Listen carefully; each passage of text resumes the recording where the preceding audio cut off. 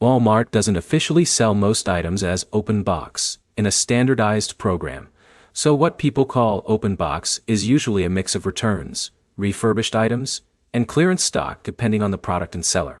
By the end, you'll know what Walmart actually means by open box items, where they show up, and how to avoid getting confused when you see them online or in store.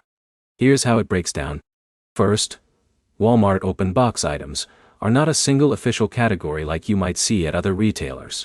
Instead, they usually appear in 3 different ways: returned items resold, refurbished products, or third-party marketplace listings.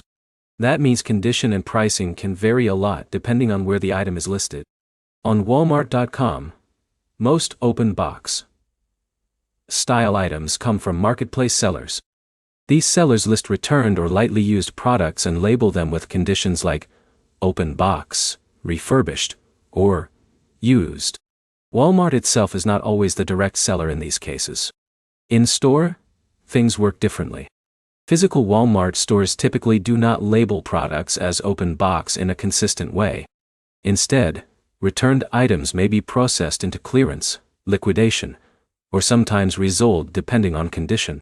That's why you might see discounted electronics or home goods without any clear open box tag gay.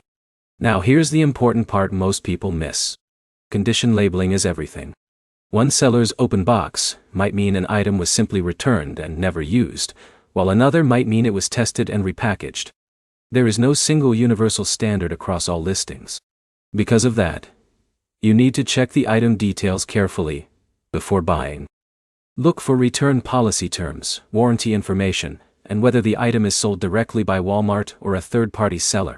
If it's sold by a marketplace seller, the return process and condition rules can be different from standard Walmart purchases. Another key detail is pricing. Open box style items are usually cheaper because they are not considered brand new, but the discount level varies widely depending on condition and demand. The key idea is simple.